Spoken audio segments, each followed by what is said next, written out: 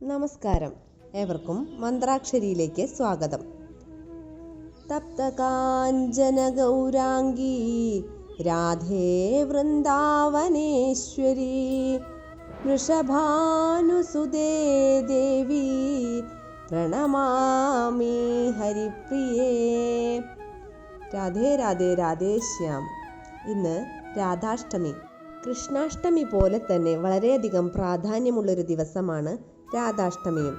കൃഷ്ണന്റെ തൃപ്പാദങ്ങളിൽ വീഴാൻ കാത്തുനിന്ന ഒരുപാട് ഗോപികമാരുണ്ടായിരുന്നു വൃന്ദാവനത്തിൽ. എന്നാൽ എല്ലാവരെക്കാളും കൃഷ്ണൻ പ്രാധാന്യം കൊടുത്തത് രാധയ്ക്കായിരുന്നു. ഒരിക്കൽ കാളിയനെ വധിക്കാൻ കൃഷ്ണൻ തീരുമാനിച്ചപ്പോൾ എല്ലാവരും കൃഷ്ണനെ പിന്തിരിപ്പിക്കുകയാണ് ഉണ്ടായത്. എന്നാൽ രാധയാവട്ടെ കൃഷ്ണന് കരുത്തു പകർന്ന് കൂടെ നിന്നു എന്നതാണ് സത്യം. അതായത് പ്രതികൂല സാഹചര്യങ്ങൾ ഉണ്ടാകുമ്പോൾ സ്നേഹിക്കുന്നവരുടെ ദൗർബല്യത്തെ ചൂഷണം ചെയ്യാതെ അവർക്ക് ശക്തി പകർന്ന് കൂടെ നിൽക്കുകയാണ് വേണ്ടതെന്ന് രാധാകൃഷ്ണ പ്രണയം നമ്മെ ബോധ്യപ്പെടുത്തുന്നു. അതുപോലെ തന്നെ രാധാദേവിയുടെ സ്നേഹത്തിനു വേണ്ടിയുള്ള ത്യാഗം ചെയ്ത കഥയും ഇവിടെ ഓർമ്മിപ്പിക്കുന്നുണ്ട്. ഇനി ഞാൻ നിങ്ങൾക്ക് ഒരു കൊച്ചു കഥ പറഞ്ഞു തരാം. ഒരു ദിവസം വൃന്ദാവനത്തിൽ ശ്രീകൃഷ്ണൻ ഗോപികമാരോട് പറഞ്ഞു, നാളെ എനിക്ക് ആരാണ് ആദ്യം ഉച്ചഭക്ഷണം കൊണ്ടുതരുന്നത് അവരുടെ കൂടെ ആ ദിവസം മുഴുവൻ ഞാൻ ചെലവഴിക്കാമെന്ന്. ഇത് കേട്ടപ്പോൾ ഗോപികമാർക്ക് എല്ലാം ആകാംക്ഷയായി. ഓരോരുത്തരും സ്വപ്നം കാണാൻ തുടങ്ങി, കൃഷ്ണൻ തൻ്റെ ഒപ്പം അടുത്ത് ഒരു ദിവസം മുഴുവനായി ചെലവഴിക്കുന്നത്.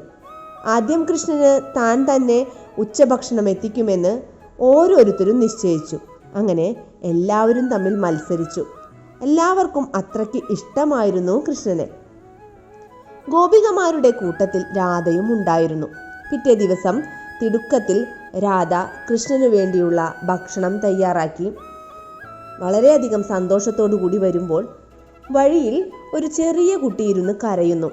ആ കുട്ടിയുടെ അമ്മ ആ കുട്ടിക്ക് ഇലയിൽ നിന്ന് ഭക്ഷണം കൊടുത്തുകൊണ്ടിരിക്കുന്നുണ്ട്.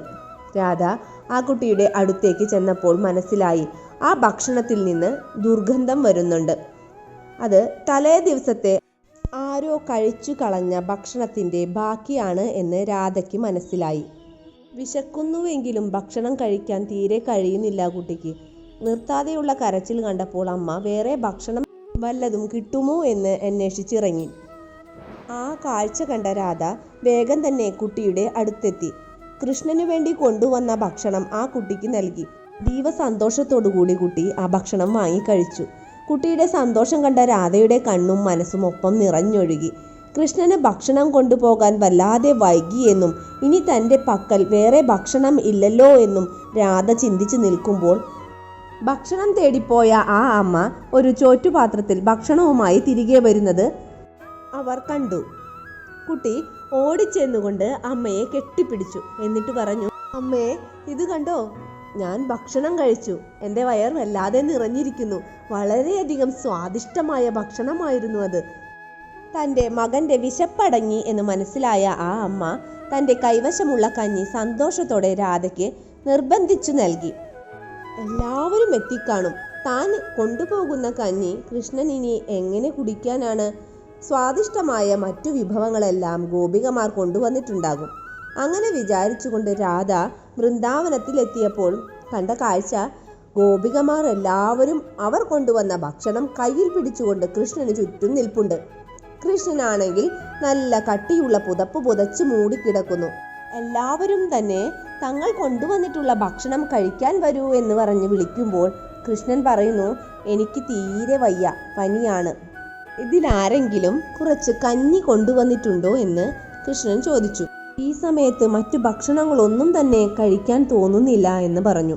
ഇത് കേട്ടപ്പോൾ രാധ കൃഷ്ണന്റെ അടുത്തേക്ക് ഓടിച്ചെന്ന് പറഞ്ഞു, കൃഷ്ണ, ഞാനിന്ന് കഞ്ഞിയാണ് കൊണ്ടുവന്നിട്ടുള്ളത് എന്ന്. കൃഷ്ണൻ സന്തോഷത്തോടുകൂടി രാധയുടെ മുഖത്തേക്ക് നോക്കുകയും രാധ കൊണ്ടുവന്ന കഞ്ഞി കുടിക്കുകയും ചെയ്തു, ഒരു കള്ളപ്പുഞ്ചിരി തൂകിക്കൊണ്ട്. അപ്പോൾ രാധ കൃഷ്ണനോട് ചോദിച്ചു, കുട്ടിയുടെ രൂപത്തിൽ ഞാൻ കൊണ്ടുവന്ന ഭക്ഷണം ആദ്യം കഴിച്ചതും നീ തന്നെയല്ലേ കൃഷ്ണ? അതു കേട്ട കൃഷ്ണൻ മന്ദഹസിച്ചു. അങ്ങനെ രാധയ്ക്ക് ഒരു ദിവസം മുഴുവൻ കൃഷ്ണനോടൊപ്പം ചെലവഴിക്കാൻ സാധിച്ചു. ഇവിടെ രാധയുടെ ത്യാഗ മനോഭാവം കൃഷ്ണൻ കണ്ടു. ത്യാഗത്തിലൂടെ തന്നെ സ്നേഹവും ലഭിച്ചു. രാധയെ അറിയാതെ കൃഷ്ണനെ അറിയാൻ സാധിക്കില്ല എന്നാണ് പറയുന്നത്. രാധ എന്ന ആനന്ദം വൃന്ദാവനത്തിലെത്തിയാൽ മാത്രമേ യഥാർത്ഥത്തിലുള്ള രാധയുടെ ശക്തിയും ഊർജവും മനസ്സിലാക്കാൻ കഴിയൂ. ജീവിതം എന്നത് ആനന്ദിക്കാനുള്ളതാണ്. ജീവാത്മാവ്, പരമാത്മാവ് എന്നിങ്ങനെ, അതായത് ഈശ്വരനിലേക്ക് അടുക്കുന്ന മനുഷ്യൻ്റെ ജീവിതത്തിലെ അവസ്ഥകളാണ്. അതുപോലെ തന്നെ നാം ചെയ്യുന്ന കർമ്മങ്ങൾ, അത് ചെയ്യാൻ പ്രേരിപ്പിക്കുന്ന ചിന്തകൾ, അതെല്ലാം രാധയാണ്. ജീവാത്മാവ് എന്നത് രാധയും പരമാത്മാവ് എന്നത് കൃഷ്ണനുമാണ്. ജീവാത്മാവ് സദാ ശ്രമിച്ചുകൊണ്ടിരിക്കുന്നത് പരമാത്മാവിലേക്ക് ലയിക്കാനാണ്. അതാണ് മോക്ഷം. രാ എന്നാൽ ഉച്ചരിക്കുന്ന ഭക്തന് മുക്തി ലഭിക്കുന്നു എന്നും ധ എന്നാൽ ഹരിപാദത്തിൽ എത്തുന്നു എന്നുമാണ്. അപ്പോൾ രാധ എന്നത് ധാരയായി മാറുന്നു. കൃഷ്ണഭക്തിയുടെ ധാര ഓരോരുത്തരിലേക്കും എത്തട്ടെ.